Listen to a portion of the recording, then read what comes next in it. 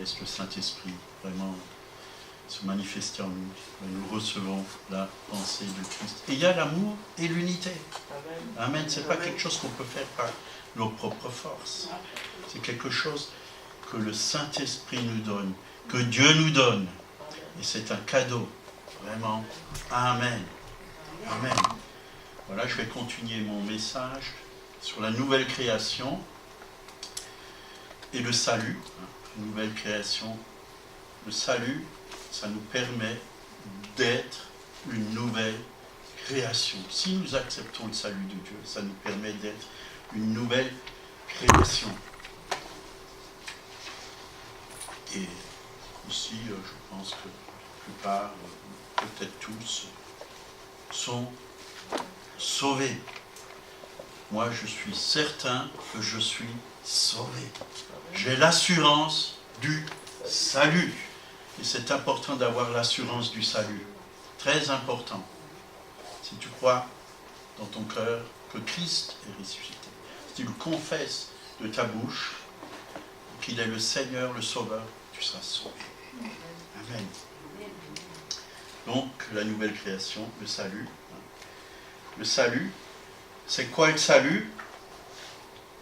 Il y a un mot, soteria, qui est le processus par lequel Dieu ramène l'homme, non au ciel, car il n'est pas tombé du ciel, mais à l'état initial qu'il avait avant la chute. Vous voyez?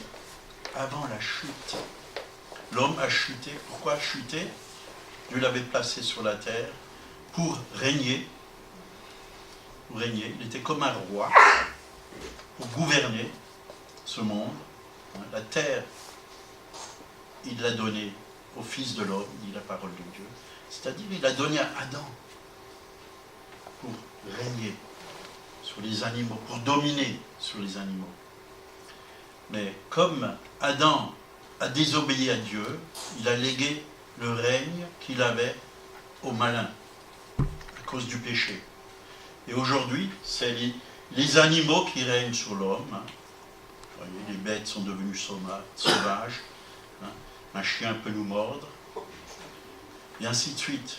On ne peut plus dompter, parce que l'homme avait vraiment la puissance pour dompter les animaux et aussi pour tout le reste. Pour tout le reste, pour dominer, pour régner sur les oiseaux du ciel, sur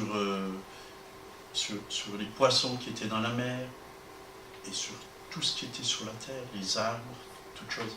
L'homme était là. Il avait un très grand pouvoir qui venait de Dieu.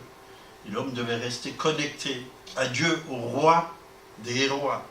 Parce que lui, c'est le roi, et nous sommes des rois aussi, parce qu'il voulait vraiment qu'on règne. Comme lui, il règne dans le ciel, il voulait nous faire régner sur la terre.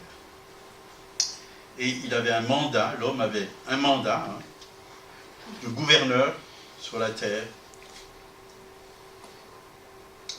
Il avait une position, un privilège, et voilà, la terre a été maudite à cause du péché d'Adam et d'Ève. Et ça a commencé à pousser des ronces, des épines, les malédictions sont venues. L'homme a tout perdu. Alors, même dans son esprit, un autre royaume s'est installé. C'était le royaume du malin. Le diable a commencé à régner sur l'homme. Et l'homme est devenu haineux, méchant, orgueilleux. Il a pris la nature du malin en fin de compte. Parce qu'il lui a donné la place dans son esprit.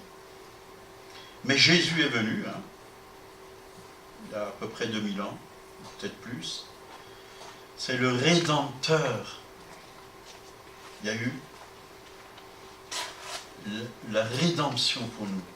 Il y a un mot dans plusieurs mots, un mot préfixe, re, qui signifie de nouveau. De nouveau.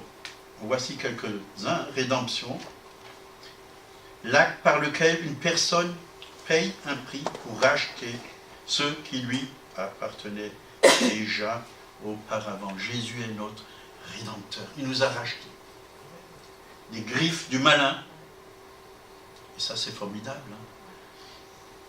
Il nous a rachetés. Hein. Racheter, hein, se rendre de nouveau propriétaire de ce qui appartenait déjà. Voyez, on appartenait à Dieu, mais le malin nous a fait chuter au travers d'Adam et Ève. Nous avons hérité la nature du péché, et la nature pécheresse. Mais Dieu, par son Fils Jésus-Christ, est venu nous racheter par son sang. Et maintenant, nous lui appartenons. 1 Corinthiens 6, 20 nous dit « Car vous avez été rachetés à un grand prix. » Un grand prix. Ce n'est pas un petit prix. Hein, c'est toute la vie. C'est ce que Dieu avait de meilleur, son propre Fils qu'il a donné pour nous sur la croix de Golgotha. Alors que, vraiment, nous, on était condamnés à aller en enfer et à payer pour nos péchés. Mais Jésus a payé à notre place. Et nous sommes sauvés. Voyez, R, rédemption, hein, les R. Racheter, restaurer, remettre à neuf ce qui fut déjà neuf, mais qui a été entre-temps abîmé, endommagé. Vous voyez, une maison qui est endommagée, abîmée à cause de la vieillesse, la pluie, les tempêtes, parce qu'elle n'a pas été habitée. Quand on la restaure, on la remet dans l'état où elle était auparavant, dans sa première d'origine, dans son origine. Ben, notre vie, ben, Dieu veut la remettre en état, totalement en état, pour qu'on puisse tout à nouveau régner avec Christ, au travers de sa grâce, au travers de sa justice. Et il y a beaucoup de passages, hein, si vous cherchez dans la parole, qui nous parlent de ce règne que l'homme a. Donc restaurer, psaume 23, hein, verset 3, il restaure mon âme, il me conduit dans les sentiers de la justice à cause de son nom. Amen.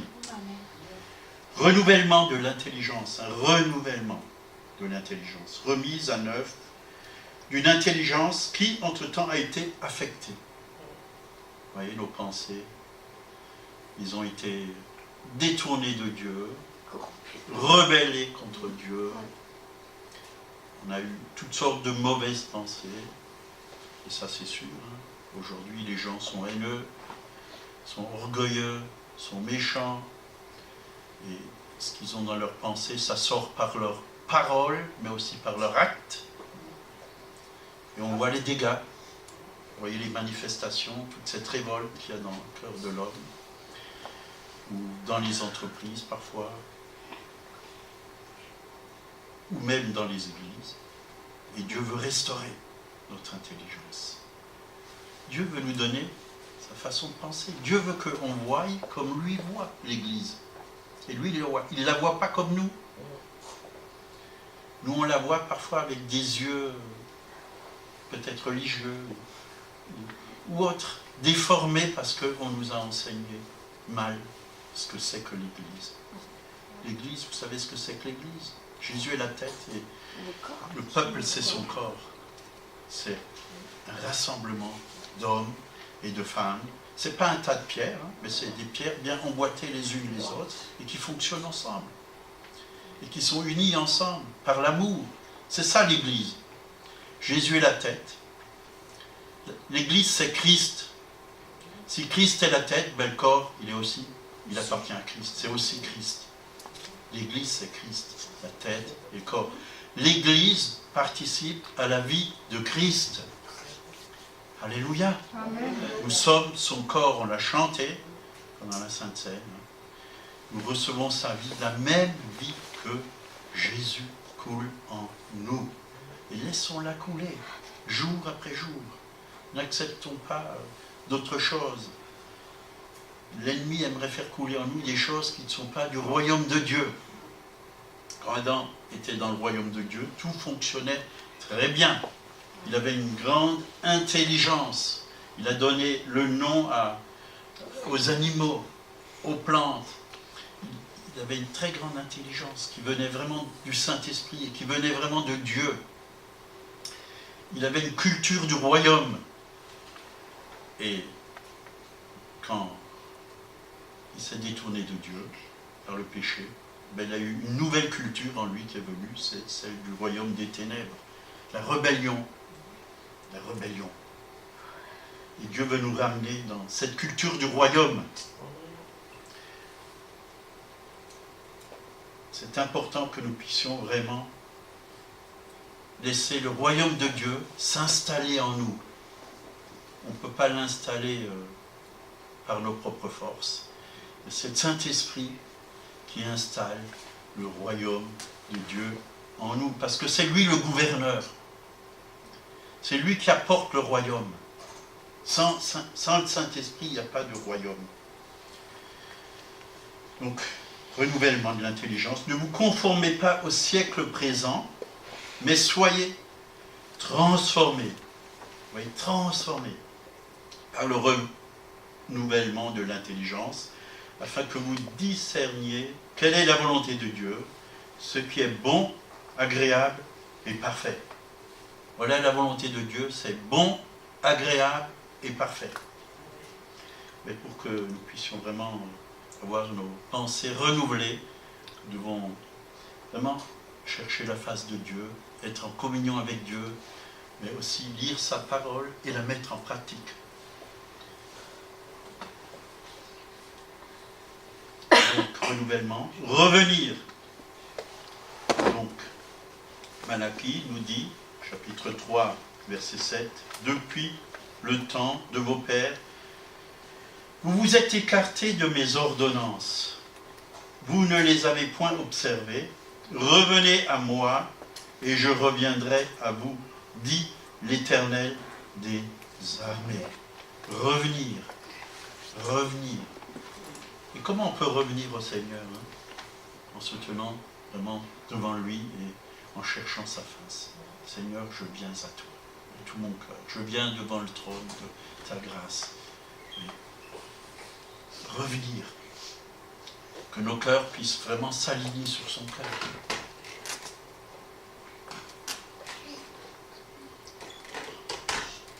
Rétablissement. Établir de nouveau un ordre, jadis parfait, et qui avait été perturbé entre-temps. Et dans Acte 3, versets 20 et 21, il nous a dit, et qu'il envoie celui qui vous a été destiné, Jésus-Christ, que le ciel doit recevoir jusqu'au temps du rétablissement de toutes choses, dont Dieu a parlé anciennement par la bouche de ses saints prophètes. Rétablissement. Dieu veut rétablir toutes choses. Même la nature désire reconnaître les fils et les filles de Dieu. Quand vous êtes rétablis, la nature va vous reconnaître. Les animaux vont vous reconnaître. Tout ce qui est autour de vous, ça va vous reconnaître que vous êtes des fils et des filles de Dieu. Parfois sans parler, les gens peuvent voir que vous appartenez à un autre monde.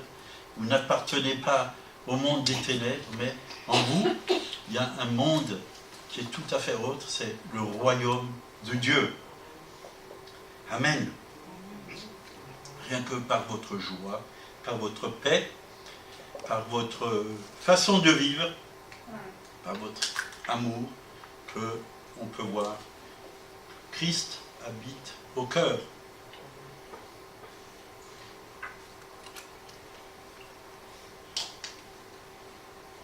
Dieu veut nous rétablir.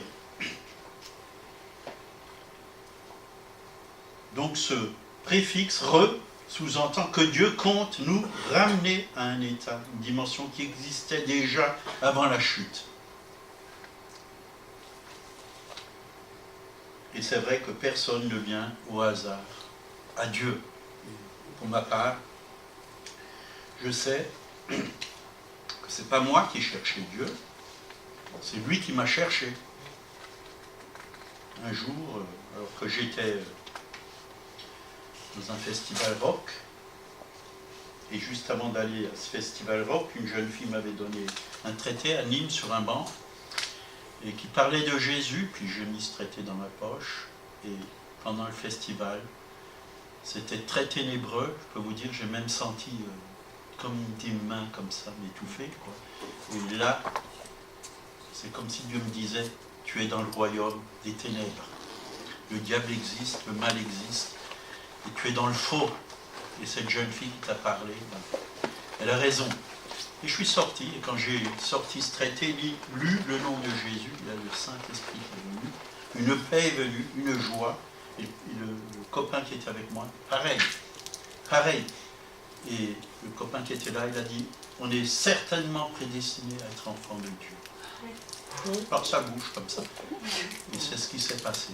Alors, on ne savait pas où aller, mais on est allé voir quelqu'un qui représente l'Église, mais il a dit, je ne peux rien faire pour vous. On était déçus. Il a quand même fait quelque chose, il nous a donné un pain et un camembert. Il nous a donné ce qu'il avait. Voilà. Et c'est vrai. C'est Dieu, c'est le Saint-Esprit qui ramène les hommes. C'est lui qui convainc les cœurs de péché, de justice et de jugement. De péché, de justice. Il nous montre qu'on est pécheur, qu'on est vraiment pécheur et que nous avons besoin de faire demi-tour, nous repentir, demander pardon et revenir à lui. La repentance, mais aussi de jugement, c'est-à-dire que Christ lui-même a été jugé à la croix à notre place. Que Dieu nous pardonne, il ne nous en veut plus. Le jugement a été accompli à la croix de Golgotha. Il a pris notre place, il a été jugé à notre place. Tu sors du tribunal libre, totalement libre. Dieu ne te voit plus comme un pauvre pécheur, mais comme un juste. Amen.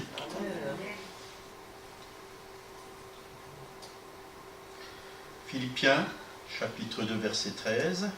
Car c'est Dieu lui-même qui agit en vous pour produire à la fois le vouloir et le faire, conformément à son projet plein d'amour. Et ailleurs, il nous est dit, dans Romains 2, verset 4, « Où méprises-tu les richesses de sa bonté, de sa patience et de sa longanimité, ne reconnaissant pas que la bonté de Dieu te pousse à la repentance. » La bonté de Dieu te pousse à la repentance. Quand on réalise que Dieu est bon, on réalise en fin de compte qu'en nous il y a beaucoup de misère, qu'il y a beaucoup de choses qui doivent changer. Et j'ai réalisé que plus on s'approche de Dieu, plus on voit notre état qui est misérable. Il n'y a que lui qui peut nous rétablir, nous restaurer, nous transformer. Et encore cette semaine, je me suis dit, Seigneur, je suis tout petit encore devant ta grandeur. Et tu veux me faire grandir en toi. Tu veux me transformer de gloire en gloire, à ton image et à ta ressemblance. Et tant que je serai sur cette terre, je ne suis pas encore arrivé. Dieu fait son œuvre. Faisons-lui confiance. Il sait bien faire les choses mieux que nous. Le chef-d'œuvre qu'il a commencé en chacun d'entre nous, il est en train de continuer. C'est comme un peintre. Il continue à mettre des couleurs sur son tableau pour que ce chef-d'œuvre soit parfait, pour qu'il soit beau, pour qu'il ait de la valeur. Notre vie a de la valeur aux yeux de Dieu. Nous ne sommes pas rejetés, nous sommes aimés, nous sommes acceptés. Nous sommes vraiment ces bijoux, ces diamants. Nous avons du prix à ses yeux, dit la parole de Dieu. Amen. Amen. Amen.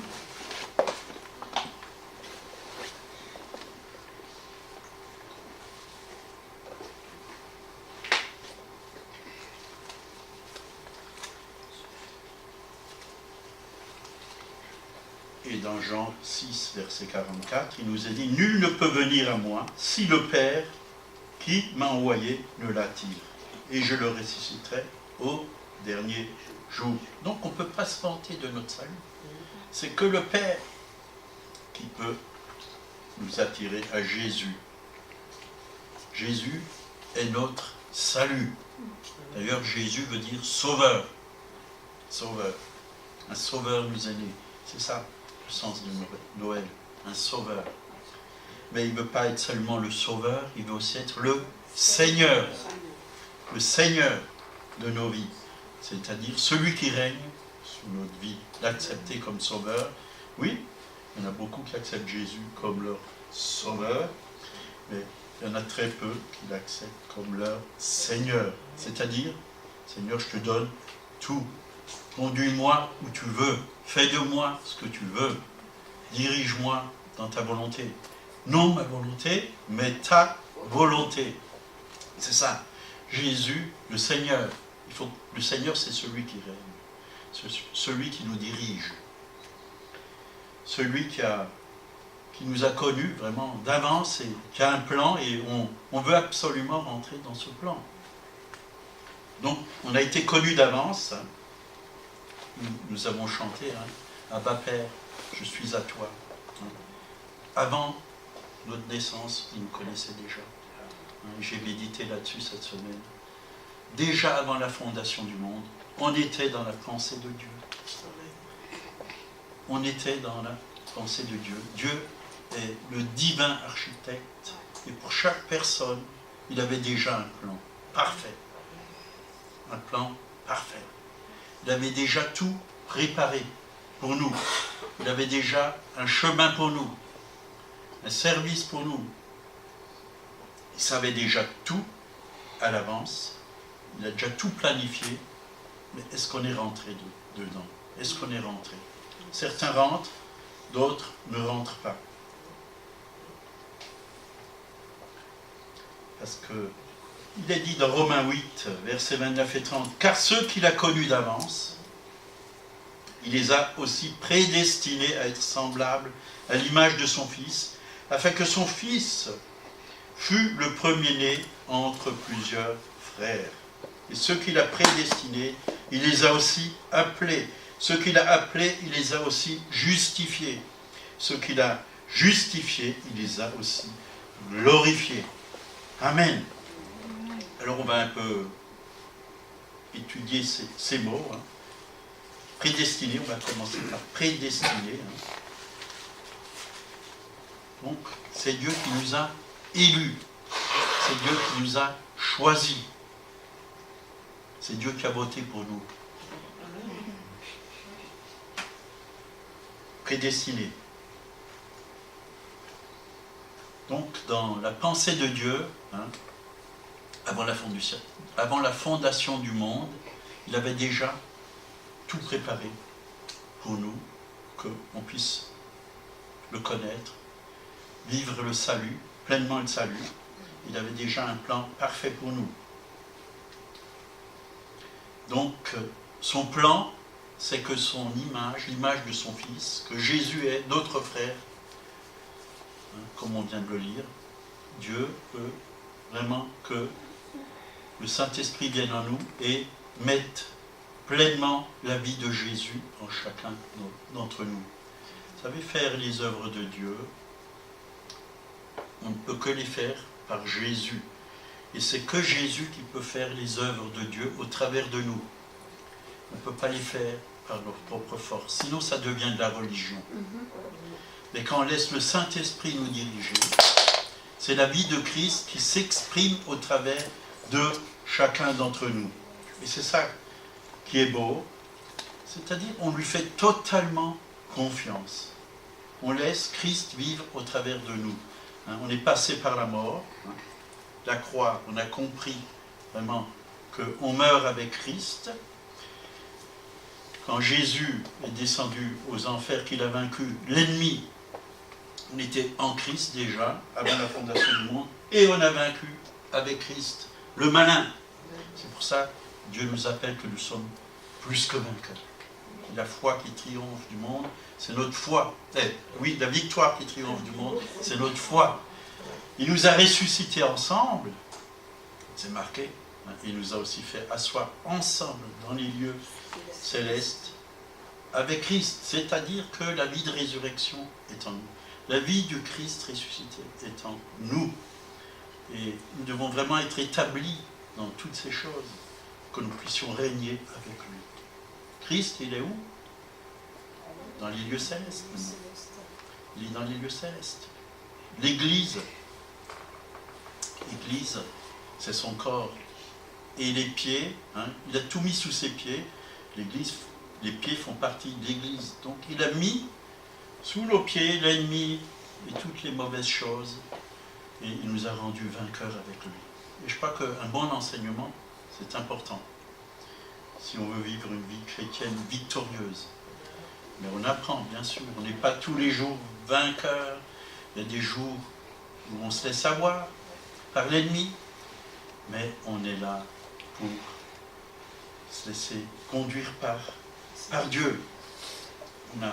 Si on fait des fautes, il y a toujours la grâce, il y a toujours le pardon de Dieu. On peut toujours revenir au pied de la croix. C'est ça qui est formidable. Donc, on a été prédestinés. C'est un mot, hein, qui signifie établir la destination finale dès le commencement. Autrement dit, la fin du film de votre vie est déjà connue par Dieu. C'est vrai que Dieu, il connaît déjà tout à l'avance. Quand Dieu voit notre vie du début comme il l'a établi pour nous, et il la voit jusqu'à la fin. Jusqu'à la fin. Et jusque dans l'éternité, bien sûr. Parce que dans l'éternité, il n'y a pas de fin. Il n'y a pas de fin. Et nous, hein, nous devons tout simplement demeurer en lui. Comme le cep, hein, où les sarments sont attachés, ou les sarments qui sont attachés au cep. Jésus, c'est le cep, nous sommes les sarments. C'est la vie du cep qui coule dans les sarments pour que nous puissions porter beaucoup de fruits. C'est ça la volonté de Dieu. Jean 15, versets 4 et 5. Hein. C'est un passage que vous connaissez.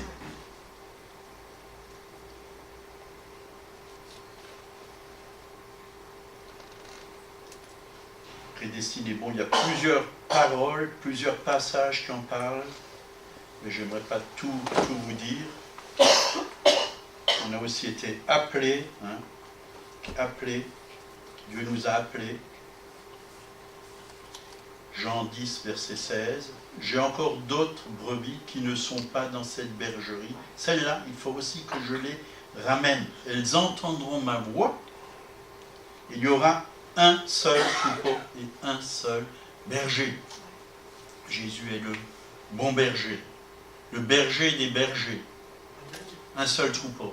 Voilà comment Dieu voit son Église. Un seul troupeau, un seul berger, un seul corps, une seule Église. Voilà, ça c'est la vision de Dieu. Bien sûr, plusieurs rassemblements, ça c'est normal, à travers le monde. Mais nous avons été appelés. Est-ce que nous avons entendu l'appel de Dieu? Et chacun a un appel particulier, différent. Hein, il y a plusieurs appels dans la parole de Dieu. C'est pas ce que je veux développer ce matin. Hein.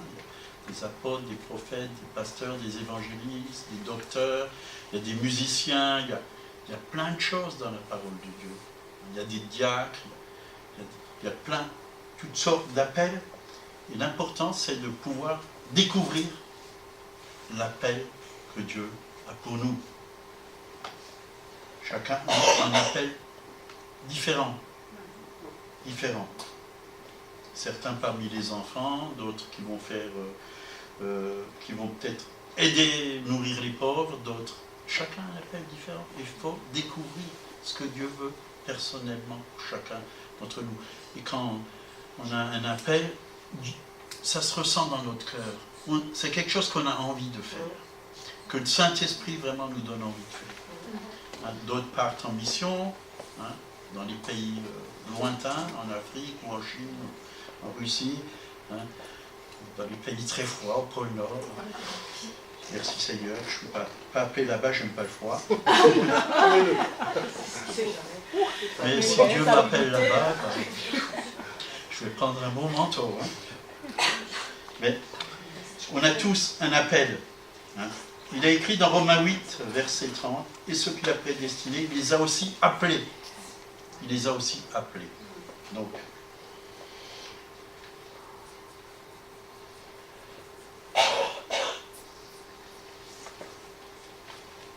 régénérer. Tite, chapitre 3, versets 4 et 5. Mais lorsque la bonté de Dieu, notre Sauveur, et son amour pour les hommes ont été manifestés, il nous a sauvés non à cause des œuvres de justice que nous aurions faites, mais selon sa miséricorde, par le baptême de la régénération et le renouvellement du Saint-Esprit. La régénération, baptême de la régénération. Régénérer, c'est-à-dire revenir à la vie, hein, c'est ça. Retrouver vraiment cette vie de Dieu en nous. 2 Corinthiens 5, 17, hein, si quelqu'un est en Christ, il est une nouvelle créature. Les choses anciennes sont passées, voici, toutes choses sont devenues nouvelles. Donc un homme nouveau est engendré lorsque vous acceptez la parole de Dieu, que vous avez entendu résonner dans votre cœur.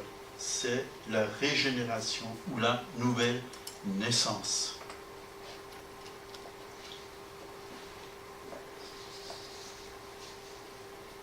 Sinon, il y a 1 Pierre 1, verset 23, qui nous dit « Vous qui avez été régénérés, non par une semence corruptible, » il y a plusieurs semences, hein. Corruptible, c'est une semence qui meurt,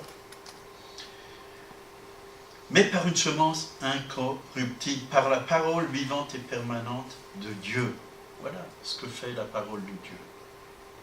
Elle nous communique la vie même de Dieu. C'est Dieu qui conduit toutes ces différentes étapes dans nos vies. Parce qu'il nous a sélectionnés pour que nous soyons en Christ. Justifiés. On en a déjà beaucoup parlé hein, dans cette assemblée, mais c'est bon de s'en ressouvenir. Une fois que ce nouvel homme est créé, lors de la nouvelle naissance ou de la régénération, hein, Dieu lui confère un nouveau statut, celui d'enfant de Dieu, c'est-à-dire un être spirituel sorti de lui et qui a la même nature que Dieu. La justice, c'est la nature de Dieu. Dieu est juste. Et il nous déclare juste au travers du rachat, au travers de son sang. Nous sommes lavés, mais aussi justifiés. Et quand nous sommes justes, nous pouvons vraiment nous tenir dans la présence de Dieu, sans aucun sentiment de culpabilité ou d'infériorité. Nous sommes vraiment établis et nous savons que Dieu nous entend, car la prière du juste a une grande efficace. Amen. Vous êtes non coupables. Non coupables.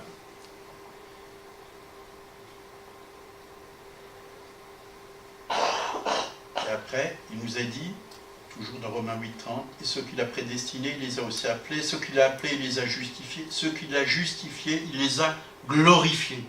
C'est quelque chose qui a déjà été fait. Glorifié. Glorifié. On va rester encore avec la justice. Hein. Quand on est revenu à la maison, notre casier judiciaire, il a été totalement effacé. Ça m'est arrivé il y a quelques années. J'avais cherché de la drogue en Suisse, puis quand je suis revenu, j'avais un casier judiciaire. Et il y avait expulsion. Dans ce cas, je risquais l'expulsion, une amende de 500 francs dans le temps, et plein de choses. Il était bien garni, mais comme il y a eu un changement de gouvernement, j'ai été gracié. Un changement de président, j'ai été gracié. Parce que je devais passer devant le juge, mais ils m'ont dit, vous n'avez plus besoin de passer, vous n'avez plus besoin de payer l'amende. On efface tout ce qui est sur votre casier judiciaire. Et c'est ce que Dieu fait pour chacun d'entre nous. Il efface tout ce qui est sur notre casier judiciaire. Colossiens 2, verset 14. Il a effacé l'acte dont les ordonnances nous condamnaient et qui subsistait contre nous. Il l'a détruit en le clouant à la croix. Ça, c'est vraiment la grâce. Amen. Libre. Et croyez-moi, j'étais vraiment heureux. Parce que moi, j'avais 21 ans à peu près quand c'est arrivé. Et je parlais. On allait m'expulser en Italie. Et je me disais, mais je vais aller où? Je n'avais pas de sous. Je parle plus bien l'italien. Oh là là, tous mes copains ici, qu'est-ce que je ne vais plus les voir? Je ne pourrai plus passer la frontière, interdit de séjour. Payer l'amende, avec quoi je vais la payer? C'était un poids, hein, quand même. Mais là, tout est tombé. Et formidable. J'étais libre. Et j'étais heureux. Amen. Il n'y a plus aucune condamnation pour ceux qui sont en Jésus-Christ. Et quand le diable vient nous condamner, dites-lui, arrière de moi, Satan. Jésus t'a vaincu à la croix de Golgotha. Alléluia. Alléluia. Qui accusera les élus de Dieu? C'est Dieu qui justifie. Qui les condamnera? Christ est mort, bien plus, il est ressuscité. Il est à la droite de Dieu. Il intercède pour nous. Romains 8, versets 33 et 34. Adopté. Éphésiens 1, verset 5. Nous ayons prédestiné dans son amour à être ses enfants d'adoption par Jésus-Christ, selon le bon plaisir de sa volonté. Au départ, bien sûr, on était dans la pensée de Dieu. Et on était ses enfants. Mais on a perdu toutes ces choses. Adam, à cause d'Adam, après avoir revêtu votre esprit, recréé, un nouvel habit, Dieu le Père vous a passé un anneau au doigt. C'est le symbole de l'autorité, de la restauration, de vos droits, de vos privilèges. C'est le rétablissement du statut d'héritier de Dieu. Depuis la chute, Adam a perdu le statut d'enfant de Dieu. Il n'est plus que créature de Dieu. Créature de Dieu. Mais à la nouvelle naissance, par Jésus-Christ, on redevient, Dieu nous adopte et on redevient enfant de Dieu. C'est la parole de Dieu qui le dit. Ceux qui croient en son nom, ils deviennent enfants de Dieu. Il y en a qui l'ont rejeté. La parole est venue, les siens, ceux qui ne l'ont pas reçu, mais ceux qui l'ont reçu, ils sont enfants de Dieu. Enfants de Dieu. Vous avez reçu le Seigneur, vous êtes enfants de Dieu. Il vous a adopté. Or, si nous sommes, Romains 8, 17, si nous sommes enfants, nous sommes aussi héritiers de Dieu et co-héritiers de Christ, si toutefois nous souffrons avec lui, afin d'être glorifiés avec lui. Et vous relisez l'histoire de l'enfant prodigue. Il avait tout dans la maison de son père. Il était heureux. Il avait à manger tant qu'il voulait. Il pouvait se servir. Il était héritier. Il avait un père plein d'amour. Mais il est parti. Il voulait la part de ses biens. Il est parti. Il a tout dépensé. Il a vécu dans la débauche. Mais quand il est revenu, son père l'a accueilli. Les bras ouverts, il l'a pris contre lui. Il l'a aimé. Il l'a rétabli en tout. Alors qu'il ne le méritait pas. Mais nous aussi. On n'a rien mérité. On était dans le péché. On était dans la boue. On vivait comme des... Je ne dis pas le nom. Et Dieu nous a revêtus d'un vêtement blanc. La plus belle robe, il a mis un anneaux à nos doigts, hein, des souliers à nos pieds. Il nous a rendus tout à nouveau dignes, alors qu'on n'était pas dignes. Il nous a rendus dignes. Et nous sommes vraiment ses fils, ses filles. Et on retrouve le rétablissement total. Et c'est bien d'y penser de temps à autre, que vraiment on était loin, dans la boue, dans le péché, que Dieu nous a cherchés, nous a graciés. Il est important de se souvenir d'où Dieu nous a tirés. C'est important. Il nous a aussi sanctifiés. Hein. Là, il nous a dit, vous au contraire, vous êtes une race élue, un sacerdoce royal, une nation sainte, une nation sainte, un peuple acquis, afin que vous annonciez les vertus de celui qui vous a appelé des ténèbres à son admirable lumière. Nous lui appartenons. Vraiment, nous lui appartenons. Dieu a mis le sceau de son esprit sur chacun d'entre nous. Et les gens peuvent voir qu'il y a le sceau de Dieu sur vous. C'est lui qui nous a sanctifiés. C'est lui. Il l'a fait. Nous sommes saints. Ça ne veut pas dire que vous avez une auréole au-dessus de la tête. Pas du tout. C'est-à-dire que vous vivez plus comme vous vivez avant, dans le péché. Saint veut dire mis à part. Nous avons été mis à part, mis pour le royaume, à part pour le royaume de Dieu, pour vivre d'une autre manière que les gens de ce monde. Mais Dieu nous a placés ici pour être ses témoins. Mais il y a une lumière sur chacun d'entre nous. Moi, quand j'ai rencontré cette fille qui m'a parlé de Jésus, ben j'ai vraiment vu la lumière sur elle. Et surtout dans ses yeux, une lumière et un amour, une sainteté, parce que ce n'est pas qu'une fille que j'ai vue qui m'a parlé du Seigneur, mais j'ai vu plus, j'ai vu qu'il y avait le Christ en elle, que Dieu habitait en elle, qu'elle avait le Saint-Esprit, qu'elle avait une force que moi je n'avais pas.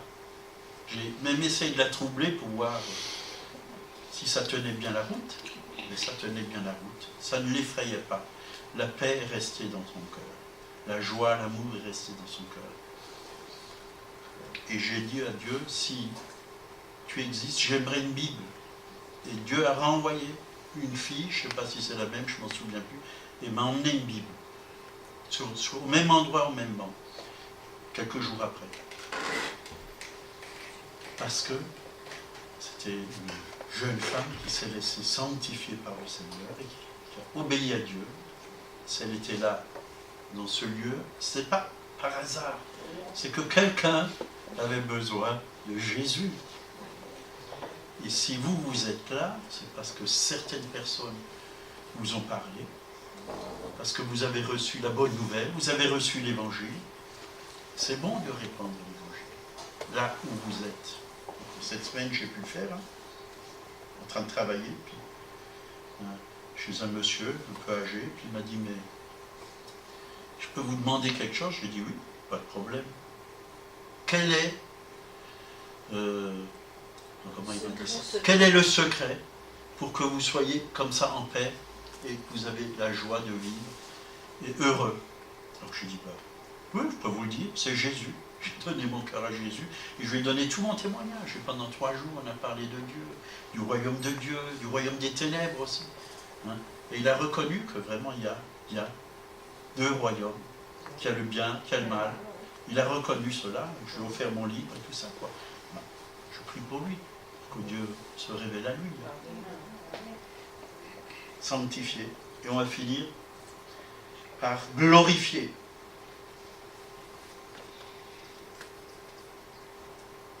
2 Thessaloniciens, chapitre 2, verset 14.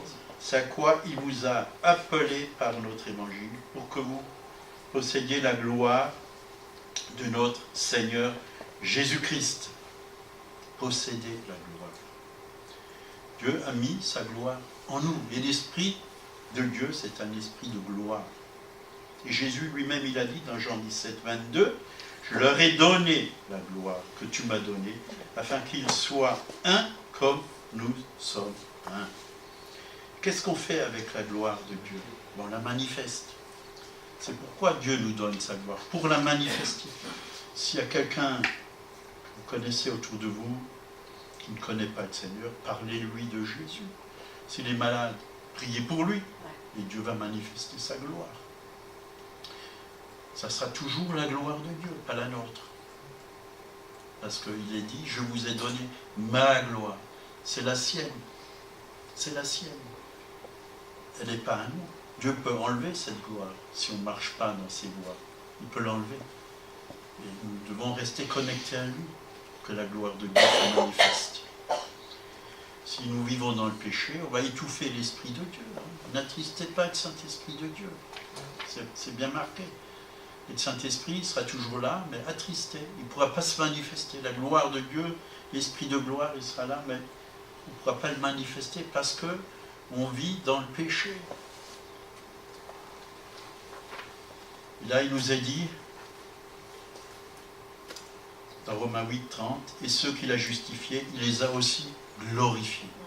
Glorifiés. Vous avez été glorifiés. Glorifiés, c'est-à-dire que vous avez reçu la gloire de Jésus pour pouvoir la manifester autour de vous. On peut manifester la gloire de Dieu en témoignant, tout simplement. En témoignant. La gloire de Dieu, ce n'est pas toujours des prodiges, des miracles, ces choses.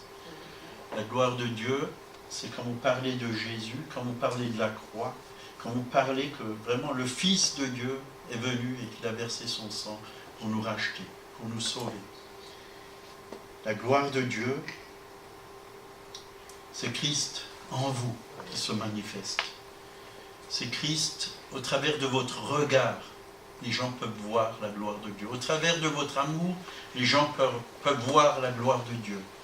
C'est pas, comme on dit souvent, des apparitions et toutes ces choses. Ça peut l'être, oui. Mais c'est parfois des choses toutes simples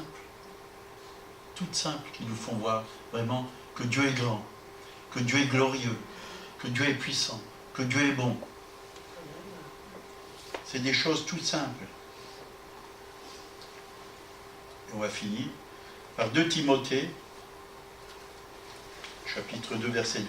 « Si nous persévérons, nous régnerons aussi avec lui. » Amen. Dieu désire qu'on persévère et qu'on règne avec lui. Avec lui. Et dès maintenant, on peut régner sur la puissance des ténèbres, sur le péché, sur les mauvaises pensées, sur nos mauvais caractères. Dès maintenant, on peut régner sur plein de choses. Je peux vous dire, on peut régner sur plein de choses. Parce que Dieu nous donne sa capacité. Dieu nous donne sa grâce. Dieu nous communique son esprit pour que ce ne soit pas l'ennemi qui règne sur nous, que ce ne soit pas le péché qui règne sur nous, que ce ne soit pas des gens aussi qui ont de mauvaises intentions, qui désirent vraiment nous manipuler. On ne va pas se laisser faire, mais on va laisser le Saint-Esprit diriger nos vies et on va laisser le Saint-Esprit nous donner la sagesse et l'intelligence pour répondre à certaines personnes, pour qu'elles soient confondues au nom du Seigneur. Amen. Amen. Amen, Seigneur, que ta grâce coule en chacun, en chacune d'entre nous et que nous puissions vraiment être tes témoins, tes disciples, Seigneur. Pas seulement des chrétiens, mais plus que des chrétiens, parce que le mot chrétien ne veut pas dire grand-chose, mais des disciples, des hommes et des femmes qui se disciplinent à la parole de Dieu et qui font les œuvres de Dieu. Merci Seigneur, parce que tu veux faire de chacun, de chacune, des disciples. Au nom de Jésus. Amen. Amen.